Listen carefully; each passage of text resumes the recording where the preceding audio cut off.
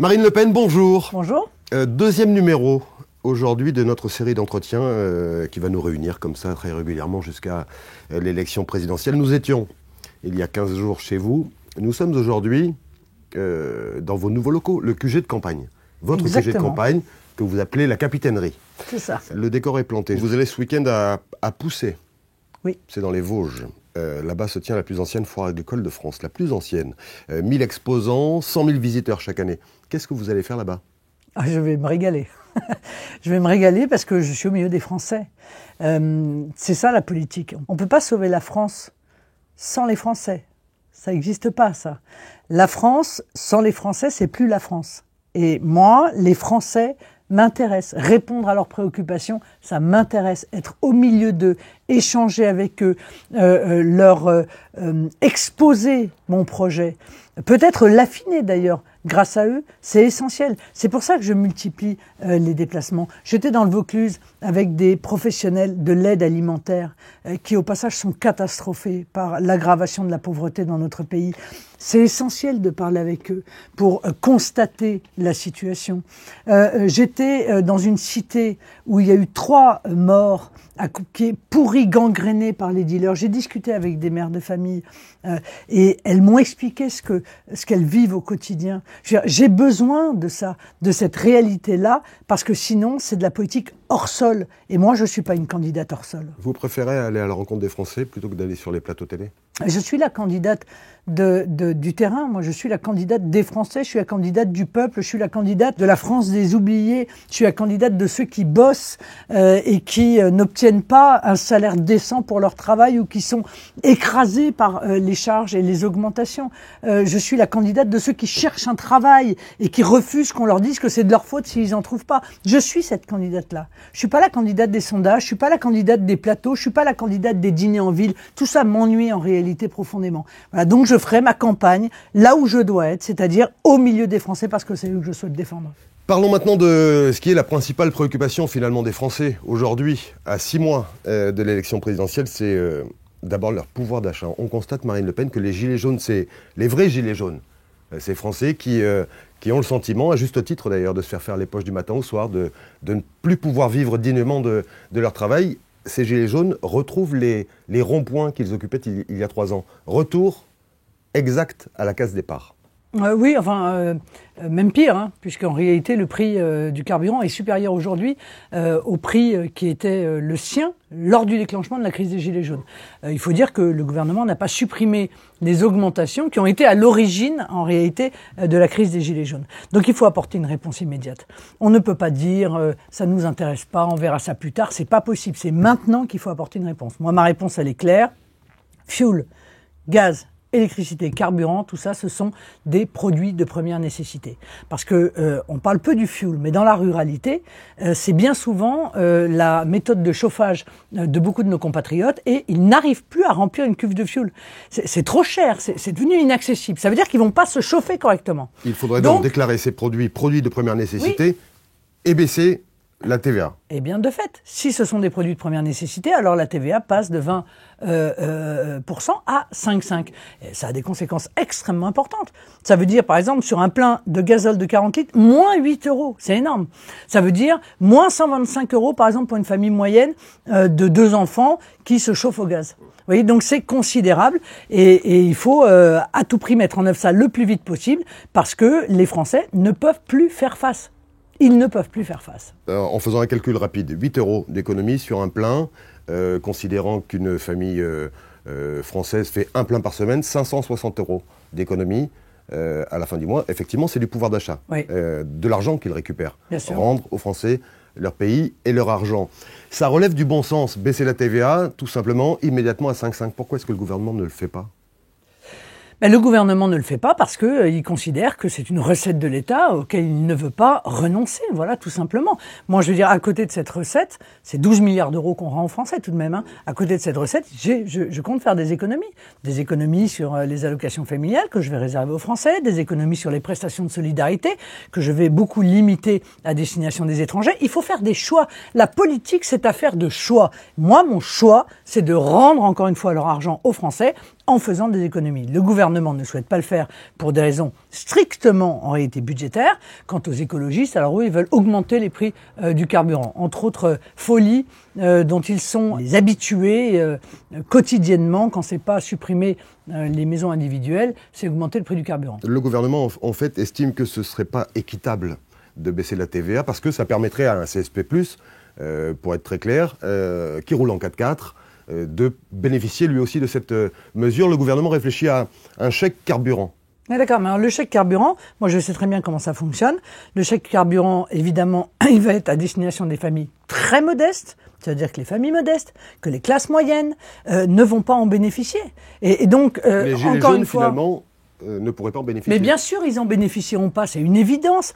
En réalité, on réservera cette aide qui sera payée par les autres contribuables. Donc encore un poids d'impôt supplémentaire aux familles qui sont très modestes. Donc bien sûr, les familles très modestes en ont besoin. Mais je vous dis, aujourd'hui, tous les Français en réalité ont besoin. Parce que sinon, les classes moyennes, à force de faire peser sur elles le poids systématiquement, eh bien, elles vont finir par devenir des classes modestes. C'est comme ça que ça fonctionne. Alors, on parle de cette TVA à 5,5, donc sur les produits de première nécessité, fuel, gaz, électricité, carburant. Je le disais, pour ce qui concerne la pompe, l'essence, le plein de la voiture, ça représente un peu plus de 500 € par an de rendu, finalement, aux Français. Comment est-ce qu'on leur rend leur argent On leur par rend, ailleurs? mais par toute une série de mesures. Vous voyez, par exemple, quand je veux privatiser le service public de l'audiovisuel, ça veut dire que c'est 138 € de redevance que les Français ne paieront plus. Quand je souhaite renationaliser les autoroutes, c'est pour baisser aussi les péages de 15%, ce qui va leur donner un pouvoir d'achat supplémentaire. Lorsque je souhaite accorder une part pleine fiscale pour le deuxième enfant, c'est pour une famille moyenne 560 € par an que je leur restitue. Lorsque je veux que les transports en train aux heures creuses soient gratuits pour les 18-25 ans, c'est autant de pouvoir d'achat supplémentaire que je rends aux jeunes et aux familles. Avec toute cette série de mesures, je compte rendre entre 150 et 200 € par mois aux ménages, et ils en ont bien besoin. Les Français dont on parle, les gilets jaunes dont on parlait tout à l'heure, ceux qui n'arrivent plus, ils le savent, ils le sentent, n'arrivent plus à vivre dignement de leur travail et qui travaillent comme nous tous d'ailleurs, avec un rêve en tête pour beaucoup, c'est de faire vivre leur famille dans une maison, une petite maison individuelle avec peut-être un petit jardin. On dit quoi d'une ministre, Marine Le Pen, une ministre chargée du logement, Emmanuelle Wargon en particulier, qui nous explique que l'idée d'une maison individuelle aujourd'hui est insoutenable et que finalement c'est un non-sens écologique, économique et social. Ce gouvernement est lancé dans une dérive extrêmement inquiétante, car ses propos en réalité sont extrêmement inquiétants.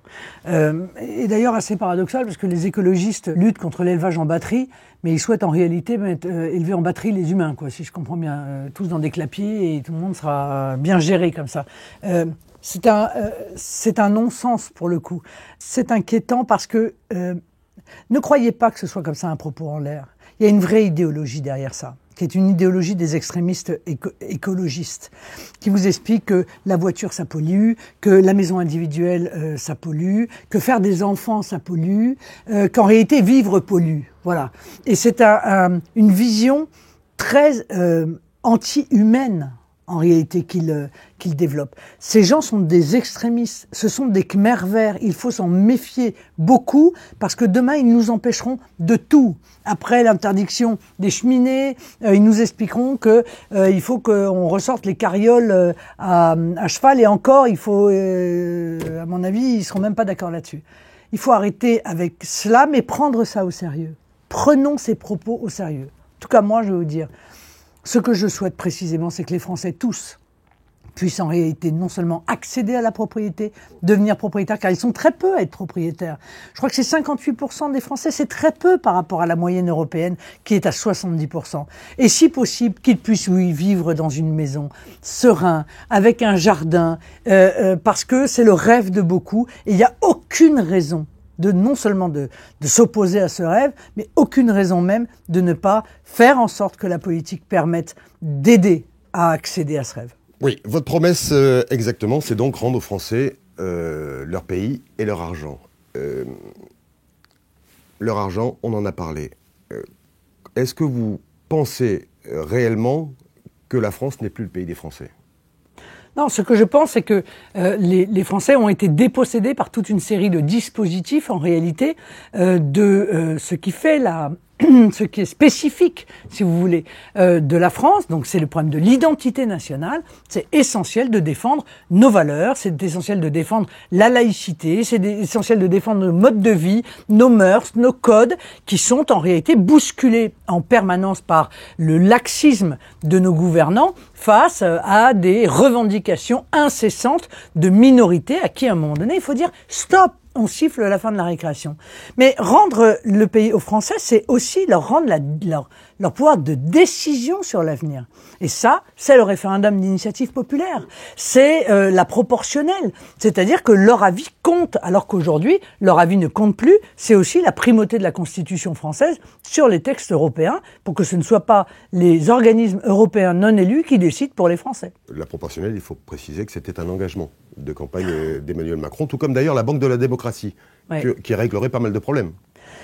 Oui, parce que aujourd'hui, la législation sur le financement des campagnes présidentielles fait qu'en réalité, soit vous êtes financé par une banque, soit vous êtes financé par une banque. Mais si les banques n'ont pas envie de vous financer, eh bien, on en réalité accorde aux banques le soin de déterminer qui a le droit d'être candidat et qui n'a pas le droit d'être candidat. C'est la raison pour laquelle, moi, j'ai besoin que les Français nous aident, parce qu'on se retrouve évidemment dans une situation qui est une situation très complexe. Emmanuel Macron, toujours lui, est allé commémorer le week-end dernier, sur les berges de Seine à Paris, les faits du 17 octobre 61, la répression policière d'une manifestation d'Algériens, manifestation à l'appel du FLN. Dépôt de gerbes, minutes de silence, et il a évoqué des crimes inexcusables pour la République. Toujours cette repentance permanente. Permanente. Est-ce qu'elle peut être contre-productive? Ou pour être plus clair encore, est-ce qu'elle peut nous poser des problèmes? Évidemment qu'elle peut nous poser des problèmes. Parce que cette repentance permanente, elle lance un signal, qui est le signal que la France se tient mal en toutes circonstances, qu'elle a énormément de choses à se reprocher, qu'elle est criminelle de manière générale. Et par conséquent, elle lance un signal à une partie de la population qu'ils ont à demander des comptes à la France et que la France leur doit de fait quelque chose. Et d'ailleurs, Alger ne s'y trompe pas, car plus Emmanuel Macron tombe dans la repentance, plus l'Algérie est agressive, insultante, revendicatrice à l'égard de la France, jusqu'à aller presque lancer un appel aux Français d'origine algérienne qui vivent en France, ou aux Franco-Algériens qui vivent en France, pour influer sur la politique française. Alors ça, c'est un vrai sujet, ça, c'est une vraie inquiétude, bien sûr, pour notre liberté démocratique. Donc je crois que Emmanuel Macron, lui et les autres d'ailleurs, commettent une erreur majeure en multipliant ces faits de repentance. C'est le moment, au contraire, d'expliquer aux jeunes Français, quels qu'ils soient et d'où qu'ils viennent, que la France est un grand pays, qui a beaucoup fait, qui a beaucoup apporté au monde, qui a encore d'ailleurs beaucoup à apporter au monde. Il ne s'agit pas de nier les moments difficiles de l'histoire de France, mais ne voir que ces moments-là, c'est un prisme qui est un prisme qui volontairement abîme, dégrade la fierté des Français d'être Français et l'image de la France dans le monde. Ce qui pose problème récemment, notamment entre Paris et Alger, c'est que l'Algérie ne veut pas récupérer ses ressortissants dont la France ne veut plus. 7731 OQTF, obligation de quitter le territoire français, prononcée depuis le 1er janvier 2021 à l'encontre d'Algériens. 22 seulement auraient été exécutés. Ça pose un sérieux problème. La France a décidé de baisser le nombre de visas finalement octroyés à l'Algérie. Est-ce que c'est suffisant ? 7500 au QTF, déjà, c'est pas suffisant. Parce que la réalité, c'est qu'il y a beaucoup plus d'Algériens qui ont commis sur le territoire national, comme d'autres nationalités d'ailleurs, des crimes, des délits, ou qui ne respectent pas les valeurs de la République et qui devraient en réalité être envoyés chez eux. Bon. Donc déjà, on est sur un niveau très faible. Et de ce niveau très faible, l'Algérie répond, on ne les reprendra pas. Donc on viole, en fait, ils violent le droit international. Bon, s'ils violent le droit international, il faut prendre des mesures de rétorsion.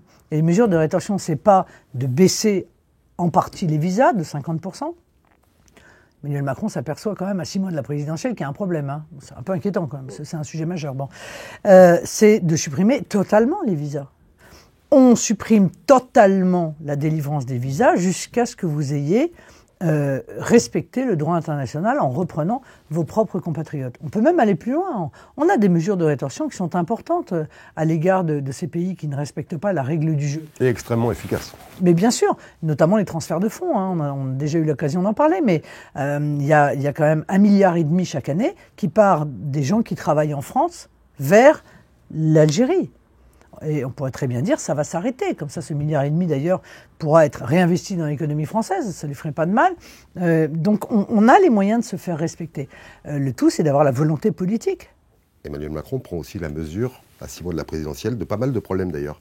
Ah oui, là, la mesure des carences, des lacunes. Une sorte de lucidité brutale. Il prend la mesure des carences, des lacunes, en particulier de notre justice. Il a lancé hier en grande pompe les états généraux de la justice. Ça va durer des mois, en fait, jusqu'à la présidentielle. Et ça aura la forme, il l'a annoncé, d'une espèce de grand débat qui fera la part belle à la participation citoyenne. Très franchement, qu'est-ce qu'on peut en attendre ? Alors, permettez-moi de revenir 2 minutes un petit peu sur le comportement d'Emmanuel Macron là, depuis 1 mois et demi et qui va probablement durer jusqu'à ce qu'il annonce sa candidature. Il sort le chéquier et en réalité, il est en train d'essayer d'acheter peu ou prou des segments électoraux. C'est indigne. C'est indigne d'un président de la République. C'est même indigne d'un candidat, je veux vous dire, en réalité. Donc rien ne justifie qu'il le fasse et qu'il le fasse avec l'argent évidemment des contribuables français. Ça, c'est la première chose. Sur les états généraux de la justice, moi j'en ai vu je ne sais combien. Chaque mandat, il y a des états généraux de la justice. Il y en a eu sous Sarkozy, il y en a eu sous Hollande. Emmanuel Macron ne l'avait pas encore fait, donc il lui reste 6 mois pour le faire. Ça ne servira strictement à rien. À rien. C'est une consultation. Donc on va se consulter, on fait semblant en réalité de s'intéresser au problème de la justice parce que Emmanuel Macron a bien conscience que les Français deviennent excédés par le laxisme de la justice. Ils sont, je crois, 7 Français sur 10 à dire la justice est laxiste, on n'en peut plus. Mais des réformes de la justice, il y en a plein les tiroirs. Hein. Plein les tiroirs. Et ils ne les mettront pas en œuvre. Pour une raison simple, c'est qu'ils sont enfermés dans une idéologie laxiste. D'ailleurs, on l'a vu, ce sont les peines alternatives, c'est comment est-ce qu'on multiplie la réduction des peines pour faire sortir les gens le plus vite possible. C'est une idéologie, donc ils ne feront rien si ce n'est faire semblant, ce qui est quand même une des spécialités d'Emmanuel Macron. Comment est-ce qu'on restaure alors, Marine Le Pen, la confiance entre les Français et la justice ? Avec des principes assez clairs. Chaque délit ou crime doit entraîner une peine. Chaque peine doit être sûre et exécutée, ce qui n'est évidemment pas le cas. On ne peut pas multiplier les sursis. Le sursis, c'est une fois et pas plusieurs fois. Il faut rétablir la perpétuité réelle, c'est-à-dire que lorsqu'on commet un crime très grave, on va en prison et on y reste. On n'en sort pas au bout de 10 ans ou de 15 ans ou de 20 ans. Donc, et on redonne les moyens à la justice, car les moyens de la justice sont insuffisants, y compris avec la dernière réforme de M. Dupond-Moretti. C'est insuffisant compte tenu du taux de criminalité dans notre pays et compte tenu de l'augmentation continue de la population. Mais pour ça, il faut créer aussi des places de prison. Parce qu'on ne peut pas demander à des magistrats de condamner à des peines qui ne seront pas exécutées par manque de place dans les prisons. Donc on se donne les moyens, parce que c'est une priorité de rétablir la sécurité dans notre pays, de pouvoir en urgence créer toute une série de structures qui ne sont pas obligatoirement des maisons d'arrêt, qui peuvent être aussi des établissements, qui soient des établissements plus souples et donc moins onéreux pour les primo-délinquants, pour les courtes peines, etc. Ça m'amène tout de même à vous parler de Robert Ménard, le maire de Béziers, qui a reçu Éric Zemmour le week-end dernier, qui à l'occasion d'un meeting, puisque c'est bien un meeting qu'a tenu Éric Zemmour à Béziers, vous a appelé tous les deux à vous unir pour faire gagner le camp national. Est-ce que ça peut tout de même s'entendre ? Mais bien sûr que ça peut s'entendre. Moi, je comprends très bien que beaucoup de gens, d'ailleurs beaucoup d'électeurs, hein, comme Robert Ménard, soit attristé de la situation. Pourquoi ? Parce que le camp national que je représente, dont je suis la candidate, était donné devant Emmanuel Macron. Et en réalité, la candidature d'Éric Zemmour est une candidature de division, c'est-à-dire qu'elle limite notre capacité à arriver en tête du premier tour, ce qui est important, parce qu'arriver en tête du premier tour, c'est évidemment créer une dynamique dont nous avons besoin pour le second tour. Donc je comprends très bien que mon ami Robert Ménard soit triste de cette situation. Mais il n'en demeure pas moins que le seul à convaincre, c'est Éric Zemmour, car c'est lui qui n'a pas encore annoncé sa candidature et qui pourrait, après tout, accepter d'y renoncer. Vous avez des points d'accord évidents avec Éric Zemmour, on l'a compris, tous les deux du camp national. Quels sont vos points de divergence, de désaccord profond? Alors, d'abord, nous avons effectivement un certain nombre de points communs sur le constat qui est fait sur l'immigration. Je note d'ailleurs que, en réalité, dans le domaine de l'immigration ou dans le domaine de l'insécurité, je n'ai pas entendu de la part d'Éric Zemmour des propositions qui apportent une plus-value par rapport à celles que je peux faire au travers du référendum sur l'immigration ou au travers du livre blanc sur la sécurité, sur lequel nous avons beaucoup travaillé avec Jean-Paul Garot, qui est magistrat, avec des conseillers d'État. Je crois vraiment que le projet sur ces deux domaines-là est un projet auquel on ne peut rien apporter de plus performant. Bon. Lui, il y apporte parfois quelques provocations. Je pense que les provocations sont inutiles dans ce domaine. Le sujet de l'immigration, le sujet de l'insécurité, le sujet de l'islamisme sont des sujets extraordinairement graves. Qu'il faut traiter, je le dis souvent, sans excès et sans faiblesse, mais sans excès. Ça ne sert à rien de faire des provocations qui en réalité vont recréer de la division, là où aujourd'hui il y a une unanimité chez les Français. Tout le monde veut qu'on règle le problème de l'immigration, tout le monde veut qu'on règle le problème de l'insécurité, tout le monde veut qu'on règle le problème de l'islamisme. N'allons pas faire des provocations qui en réalité recréeraient de la division dans cette unanimité. Ça, c'est la première des choses. La deuxième, c'est que nous avons des divergences profondes sur le domaine économique et sur le domaine social. Moi, quand j'entends Éric Zemmour dire que parler du pouvoir d'achat, c'est mépriser les Français, moi, je pense que c'est ne pas parler du pouvoir d'achat, qui est en réalité non pas mépriser les Français, mais mépriser les difficultés qui sont les leurs. C'est être, je crois, déconnecté de la situation du pays. Quand j'entends dire la retraite doit être à 63, 64, 67 ans, que la France ne travaille pas assez, j'ai l'impression d'avoir entendu ça depuis 30 ans en réalité de la part d'une tendance ultralibérale qui vise toujours à culpabiliser les Français. Ce seraient eux les responsables en réalité de la situation du pays. Ce ne sont pas les Français les responsables de la situation, ce sont les dirigeants politiques qui ont laissé la concurrence déloyale se mettre en place, qui ont cédé aux accords de libre-échange, qui ont désindustrialisé massivement. Ce sont eux les responsables. Les Français n'y sont strictement en l'occurrence pour rien. Donc, moi, ce que je voudrais dire aux électeurs potentiels d'Éric Zemmour, c'est qu'il ne peut pas y avoir de victoire à l'élection présidentielle sans cohésion nationale. Et il ne peut pas y avoir de cohésion nationale sans cohésion sociale. On ne peut pas faire la cohésion en mettant de côté des millions, voire même des dizaines de millions de Français. Merci beaucoup Marine Le Pen d'avoir répondu à mes questions. À bientôt.